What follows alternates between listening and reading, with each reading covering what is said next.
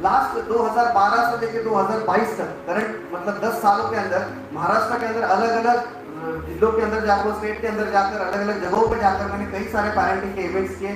कम से कम अभी तक एक 200-250 प्रोग्राम्स मेरे ऑल ओवर महाराष्ट्र में हुए होंगे। लोकल एरिया में जो हमारे पुणे में हुआ तो कंटिन्यूली महीने के अंदर 2-3 इवेंट होते ही रहते हैं। और ये सारी चीजें करने के बाद मुझे कुछ कॉमन एक्सपेक्टेशंस दिखे कि ऐसे कुछ कॉमन एक्सपेक्टेशंस हैं जो हम सभी लोग हमारे बच्चों की तरफ से चाहते हैं। तो एक एक कॉमन एक्सपेक्टेशन मैं समझता हूँ कि हम भी देखें कि सही में क्या हमारे साथ भी ऐसा हो रहा है। तो ऐसा हो रहा है तो हम उसके ऊपर क्या करना चाहिए वो चीजों को हम समझने वाले हैं। और ये सारी चीजें समझने के लिए आज का सेशन ऑर्गेनाइज किया गया है। तो सबसे पहले कॉमन चीज क्या है, हम सभी पेरेंट को लगता है कि सर मुझे काफी लोग आके क्वेश्चन पूछते हैं कि सर हम चाहते हैं कि हमारा बच्चा क्या करे, बहुत अच्छे तरीके से कंसंट्रेशन करके पढ़ाई करे, लेकिन उसका कंसंट्रेशन स्पैन है ना वो बहुत कम है। 10-5 मिनट बैठेगा फिर बाहर देखेगा, अम्मी भूख लगी है, अभी बाहर जाके आता हूँ, फ्रेंड का कॉल आ गया, इसका फोन आ गया, ये करता हूँ करता हूँ। ऐसा उसका टाइम क्या होता है, डिस्ट्रैक्ट होता है और उसका कंसंट्रेशन स्पैन जो है पढ़ाई का वो काफी कम है। क्या आपके साथ में ये चीज हो रही है सर लोग?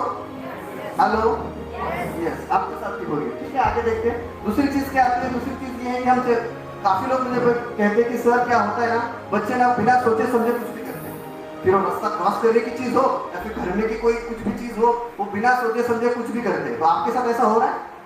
हेलो, तो हमारे साथ भी हो रहा है। तो इनको कैसे हम हैंडल करें हमें समझाइए, राइट। उसके बाद क्या होता है, कुछ लोग कहते हैं कि सर हमारा बच्चा ना काफी हाइपर एक्टिव है, एक जगह रुकता ही नहीं है बच्चे की तरह, हमेशा घूमता है, राइट। तो वो इस हाइपर एक्टिव बच्चे के साथ क्या करें, उसे क्या हम ऐसी चीजें बताएं ताकि हमारा बच्चे को सही तरबियत हो। तो ऐसा हो रहा है हमारे साथ भी, ये सर लोग, यस हमारे साथ भी हो रहा है। कुछ पेरेंट्स कहते हैं कि सर हमारा बच्चा ना बहुत डिमांडिंग है, हमेशा कुछ ना खिलौने मांगेगा, गाड़ी मांगेगा, साइकिल मांगेगा, ये दो वो दो वो दो, और सारी चीजें हम उसको जब प्रोवाइड करते हैं तो बच्चे का रिएक्शन इस तरीके से होता है। तो सो व्हाट, ये आप ही का काम है, आप पेरेंट है, आपको देना ही देना है।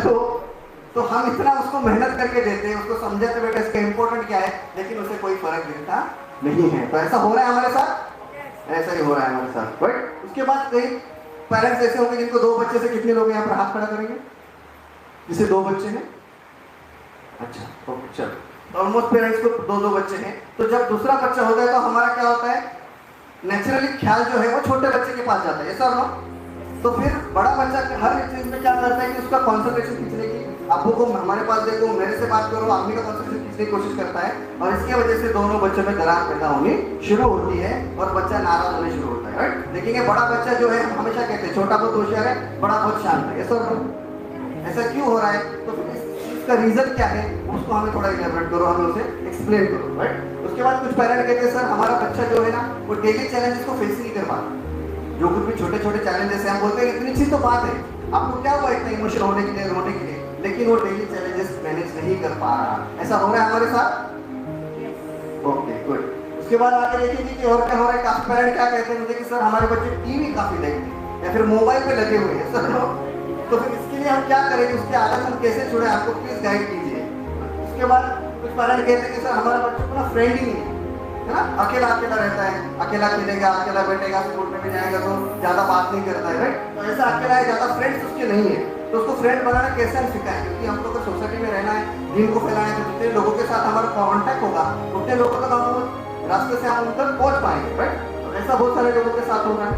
कुछ पेरेंट्स कह रहे हैं कि सर हमारा बच्चा सेल्फ मोटिवेटेड ही नहीं है, हम बोलते हैं हम देखो सारी चीजें प्रोवाइड कर रहे हैं, देखो आप ये भी करो, वो कर सकते हो, ये कर सकते हो, हम बहुत मोटिवेटेड, हम चाहते हैं वो ये भी करे वो भी करे, ये क्लास लगाए वो क्लास लगाए, लेकिन वो सिर्फ मोटिवेटेड है ही नहीं, वो कुछ करना ही नहीं चाह रहा। ऐसा हो रहा है हमारे साथ? हेलो सर नो, यस थोड़ा जोर से तो समझना है।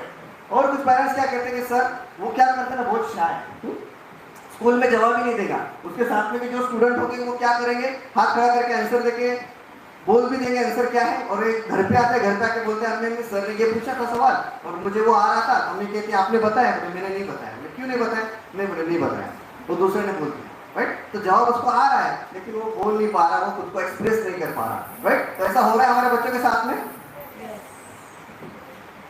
सेकेंड लास्ट क्या बात है, तो कई पेरेंट्स मुझे क्या कहते हैं कि सर हमारा बच्चा होशियार तो बहुत है, पढ़ता है, मोबाइल में स्टडी करता है, सारी चीजें करता है, लेकिन लिखने के लिए थोड़ा सा कंटाला करता है। हेलो सब लोग, तो लिखने की प्रॉब्लम कैसे सॉल्व करें, प्लीज हमें गाइड कीजिए। और आखिरी बात सबसे आती है और वो है कि सर बच्चा हमारा शेयरिंग करना भूल गया है, है ना। जैसे हम कहते हैं कि सब मिलके खाओ, शेयर करो, है ना। तो स्कूल में जाने के बाद सिनेरियो थोड़ा अलग हो गया है। आजकल बच्चे शेयर करने के लिए नहीं मांगते, थोड़ा पीछे हटते, दोस्त ज़्यादा नहीं बनाते। तो ये जो सारी प्रॉब्लम्स है, तो इसे कैसे हल करें, इसके बारे में हम थोड़ा सा हमें गाइड कीजिए। तो ऐसे सारे प्रॉब्लम्स हम सब पेरेंट्स को आ रहे हैं, नगर के भी पेरेंट्स को आ रही है प्रॉब्लम्स, सभी को आ रहा है, राइट।